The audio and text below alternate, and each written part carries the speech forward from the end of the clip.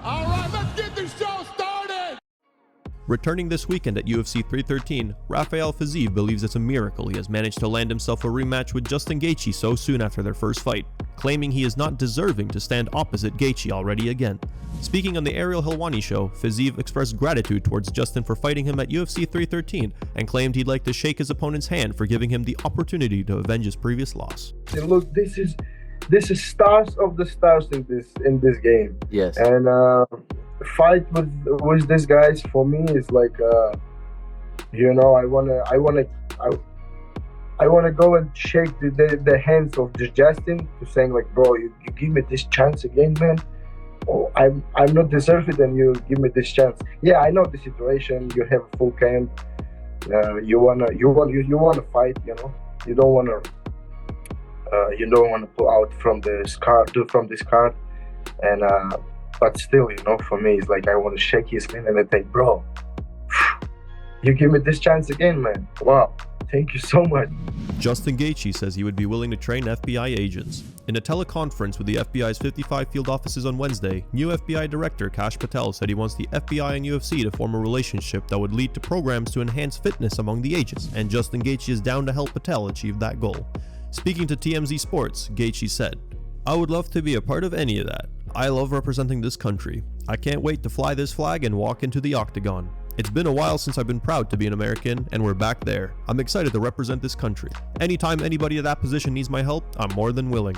I think there's more skilled people than myself. But I got no kids, no wife. So if Patel needs somebody to go out there and serve some justice, I would love to be a part of that team." Tony Ferguson has opened up about emotional UFC release. Once one of the sport's most feared violence producers, Ferguson rattled off a historic 12-fight win streak that started in 2013 and stretched into 2019 before the tides turned with a TKO loss to Justin Gaethje. The 41-year-old hasn't won since and was finally released from his UFC contract in January after losing 8 consecutive bouts. Despite teasing retirement, Ferguson has instead vowed to fight on. He's currently expected to face Dylan Dennis in his Global Fight League debut in Los Angeles on May 11th. Appearing on the Ariel Helwani show on Monday, Tony discussed the end of his UFC tenure and the emotional toll it took on him. While Ferguson is aware that he suffered a lot of defeats as of late, it still wasn't easy to accept that he had to move on. I have to tell you, I packed up all my UFC stuff. I put it in the bags, and it was the hardest thing I had to do. It was like a couple of days where it took time for me to be able to adjust. And I put everything in big storage bags, and I was ready to move on. And it's almost like I went in The Ultimate Fighter with the purpose of, was winning a fat check so I could help, my family out, my grandma and everything. And then, I ended up getting a contract. So this whole entire process has never been a disappointment, but what it has been is a learning experience of how, 1, I go about my business, 2, about how I treat my close circle, and 3, about how I want to plan for the future. And right now, where we're at in this stage, it's so amazing that there is an opportunity for a lot of other people to be able to display their things and to be able to wear some new clothes and a new jersey and a new name and a shirt. It's such a great feeling to have and such a relief to be able to move on.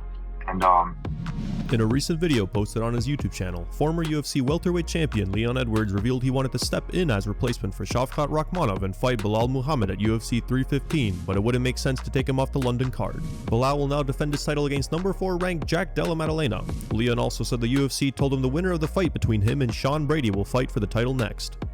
I heard about my replacement fight probably like a couple weeks before. I was in talks with the UFC. I was trying to step in to fight Belal, but I knew that they sold London around me, so it was difficult to take me off the card and leave Jack on the card, and because it was weird to let Jack headline London, So got a new opponent, Sean Brady. It's a style that I'm used to, a style that I'm comfortable fighting. Yes, I'm looking forward to it. Should be good. Also, Jack getting replaced to fight for the title. I feel like that opened up the division more. If it goes out and get the win, I think that's a perfect fight for me next.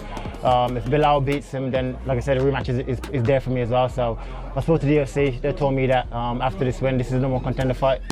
Whoever wins this, fight for the title. Well, when I win this, I fight for the title. And that is my aim. My aim is to get back that 2-time world championship, and the result of the fight with me and Belal. Everyone knew that weren't me. That was fighting at home, 5 a.m. in the morning. There's a lot of things that went into it that played a part in the performance, So I can't wait to get back in there and just set everything right, And I think it all starts with Sean Brady. Belal reacted to Leon's comments, tweeting, "Someone tell him he got 3 long years ahead of him." Magomed and Ankalaev had a little warning for Alex Pereira ahead of UFC 313, telling the reigning UFC light heavyweight champion that he better prepare himself to wrestle for 25 minutes when they collide this Saturday night. Turns out the champ has a little warning of his own. Speaking to New York Post, Pereira fired back, stating that Ankalaev won't be able to dominate him on the ground for the full 25 minutes. Pereira made it clear that his opponent should be prepared to stand and trade punches for the entire fight. What's your reaction to what Ankalaev said in this case? Com certeza vai ser uma grande experiência. Yeah, I'm really excited about this fight. I think this is going to be a great experience, and I can make his words my own as well. Let's see if he can stand 25 minutes doing that. If he can't grapple me for 25 minutes, then he's going to have to stand up, and then we all know how that's going to go. But obviously, I didn't focus a lot on grappling before I moved to the U.S., but I've been in the U.S. now for about 4 years, training with Glover and really focused on that and really dedicated on that. So I think this is a fight that's gonna bring that out in me and make me show everyone what I've been doing with my grappling. Magomed Ankalaev has rejected Alex Pereira's $200,000 bet request. Pereira had proposed the bet, asking the winner to donate the large sum to children battling cancer. Now, the Russian responded, tweeting, "As a Muslim, betting is forbidden in Islam, and also as a Muslim every year I have to give 2.5% of my wealth to charity. This is one of the 5 pillars of Islam. Many kids around the world are in need and we can do things after the fight, but we don't have to publicize it." Followed up with, "Your manager and my manager have a good relationship and we can let them handle that. See you soon. Ramadan Mubarak." Ali Abdelaziz chimed in, writing, "This is very notable of you, champ, to try and help the people in need, but we can do this the proper way with your team." Retired UFC welterweight Matt Brown recently cited Ilia Topuria's wine drinking while cutting weight might be the reason why he is struggling to make 145 pounds. Brown faced some backlash for his comments and now he took to X to clarify it, writing, "Okay, lots of hate on this little quote. I know he's never missed weight. He's also an amazing champion, better than I ever did, so I'm not trying to put him down or anything. Alcohol is very f***ing obviously not good during weight cut though." Followed up with, "And it's likely making it more difficult to make the weight, which is why he wants to move up. All I'm saying is maybe don't drink during the weight cut. Crazy idea, right? And I said it somewhat jokingly. Listen to the context versus a single sentence." UFC middleweight contender Caio Borralho has sent a message to Robert Whittaker. He tweeted, "Hey at Rob Whittaker MMA, stop calling guys ahead of you in the rankings after you lose a fight, bro. Let's fight UFC 317 June 29th on International Fight Week. What do you think? What do you all fans think?"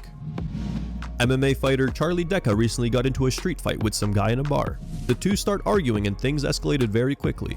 Charlie took him down and punished him with strikes. Then he choked him and refused to let go when the guy tapped out multiple times. Deca was with Jorge Masvidal that night, who stopped the beating when things went too far. You train for fighting. You train for living. I don't train at all. You're gonna get whooped by somebody that just fights. All right. I'll tell you, got it, bro. Hey, Charlie is done. Charlie is done. Charlie is done. You quitting? Yeah, you said you quit. No, don't try my boy again. Get up him. That's it, brother. That's it, dog. You won, dog. That's it. Here are the top 3 memes found on the internet. Number 3 meme was posted by Robert. Number 2 meme was posted by As MMA Fan. Number 1 meme was posted by Merab Dwalishvili.